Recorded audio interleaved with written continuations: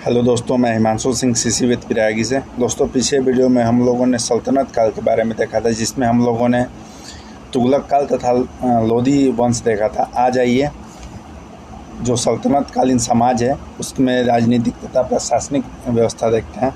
तो चलिए स्टार्ट करते हैं हम लोग। सबसे पहले देखते हैं राजनीतिक एवं प्रशासन।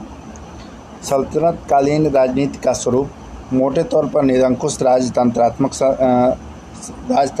थी। प्रशासन का सर्वे सर्वा सुल्तान होता था, जो प्रशासन के शीर्ष पर स्थित होता था। सुल्तान की सहायता के लिए कई सारे मंत्री एवं विभाग होते थे। प्रशासन का आगे बंटवारा कई सारे राज्यों, प्रांतों एवं जिलों में था तथा परगना तथा गांवों में किया जाता था, जिसे निम्न रूपों में देखा जाता है। चलिए नीचे देखते हैं हम लोग। सबसे ऊपर केंद्रीय प्रशासन होता था, जिसका जो कार्यवाहक होता था वो सुल्तान या विभाग या मंत्री, जिसके पास विभाग और मंत्री होते थे। इसके नीचे इक्ता था, जिसे प्रांत भी कहा जाता है। इसका जो मुखिया था वो इक्तेदार कहलाता था। फिर सिख, जिसे जिला कहते थे, उसका जो प्रशासन करता था या जो इसकी व्यवस्था देखता था उसको सिकदार कहते हैं। फिर नेक्स्ट है परगना। सिख के नीचे परगना आता था, जिसमें आमिल कार्य करते थे। इनका कार्य था प्रशासन देखना। फिर इसी के नीचे मुंसिफ कार्य करते थे, जिसका कार्य था राजस्व वसूली करना। परगना के नीचे गांव था, जिसमें पटवारी थे। पटवारी का कार्य रिकॉर्ड रखना तथा चौधरी भी थे, इसका कार्य था राजस्व वसूल करना गांव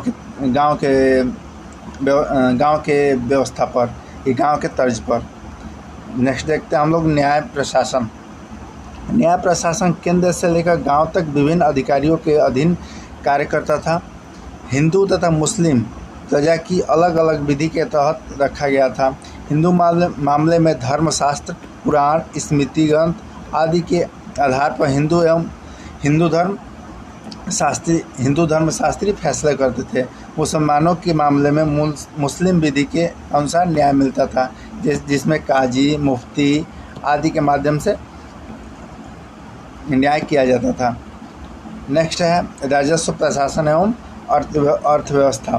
सल्तनत काल में राज्य की आय का मुख्य स्रोत भू राजस्व ही था। कई प्रकार के भू राजस्व वसूल किए जाते थे, जैसे खराज, उस्त। यह भी एक प्रकार का भू राजस्व था, लेकिन सिर्फ मुसलमानों से लिया जाता था खराज। फिर है जकात या जजिया। इसके अलावा कुछ अन्य प्रकार के कर भी लगाए जाते थे, जैसे हक ए सर्व, सिंचाई पर कर, जो 1/10 भाग होता था। फिर था दलाल ए बजराहा, बाजार के दलालों का कर। जजारी, कसाईयों का कर। गुलफ रोसी, सुगंधित पदार्थों का कर। चुंगी ए गल्ला, खाद्यान्नों का कर। माही फरोसी, मछली पकर। रोगन करी, घी पकर। खिजरावत, सब्जियों पकर। चरी कर, चरागाह पकर। घरी, आवास पकर। अमीरे तरफ, मनोरंजन पर कर था। फीमार खाना, जुआ घर पर भी कर था। यह क्वेश्चन इम्पोर्टेंट है, ये जो नाम है यह इम्पोर्टेंट है, यहाँ से मिलान करने के लिए क्वेश्चन पूछ लिए जाते हैं। नेक्स्ट देखते हैं भू राजस्व के निर्माण। जो भू राजस्व वसूला जाता था, इसके उगाही के तरीके भी अपनाए गए थे, जैसे बटाई। खेत में राजस्व का बंटवारा, इसमें भी 3 प्रकार का होता था। खेत बटाई, लंक बटाई तथा रास बटाई। खेत बटाई, खेत में खड़ी फसल का बंटवारा हो जाता था। लंक बटाई में फसल काटने के बाद भूसा साफ किए बिना अनाज का बंटवारा। रास बटाई में भूसा साफ करने के बाद अनाज का बंटवारा। नेक्स्ट है मसाहत। भूमि के पैमाइश, नाप तोल के आधार पर बंटवारा किया जाता था। मुक्ताई या मिश्रित प्रकार के था, जो बटाई और मसाहत दोनों प्रकार से किया जाता था, इसे मुक्ताई कहा जाता था। नेक्स्ट है सल्तनत कालीन शासक ने कुछ भवनों के निर्माण करवाए थे, जो इस प्रकार है।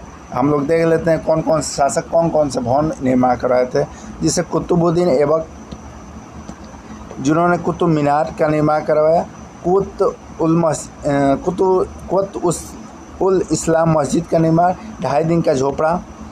इल्तुतमिश ने अपना मकबरा बनाया था। जामा मस्जिद बदायूं में, मोहम्मद बिन तुगलक और अकबर द्वारा। हौज-ए-सम्मी अतारकीन का दरवाज़ा, अजमेर दरगाह। बलबन ने अपना मकबरा बनाया था। सर्वप्रथम वास्तु की मेहराब का प्रयोग यह अपने मकबरे में ही किया था।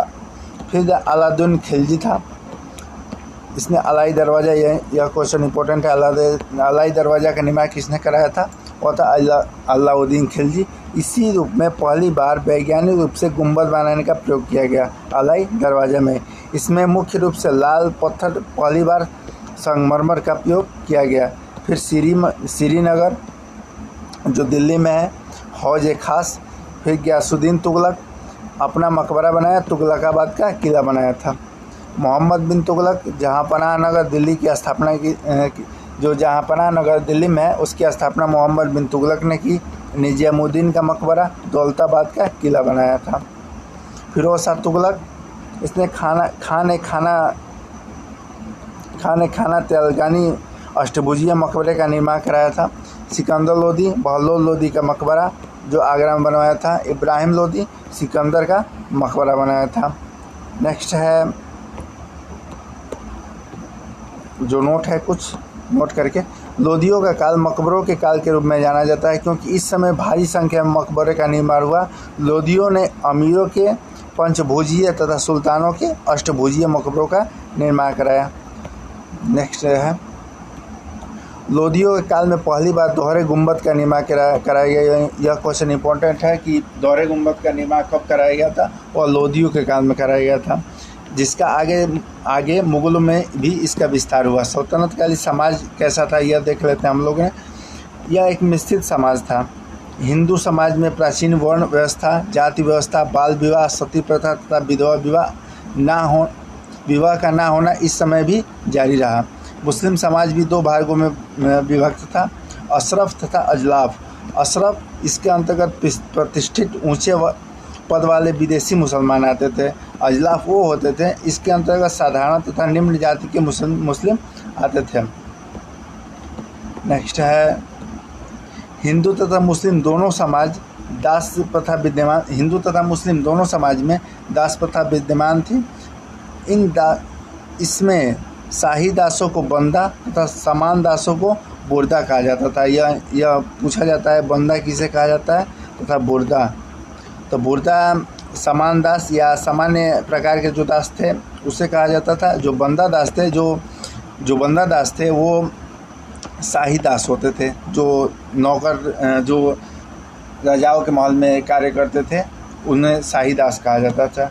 तो हम लोगों ने सल्तनत काल के सामाजिक व्यवस्था देख लिया है। नेक्स्ट हम लोग देखेंगे मुग़ल काल के बारे में। तो चलिए, अगर वीडियो अच्छा लगा हो तो वीडियो को लाइक करें तथा चैनल को सब्सक्राइब करें। मिलते हैं नेक्स्ट वीडियो में, तब तक के लिए नमस्कार, धन्यवाद।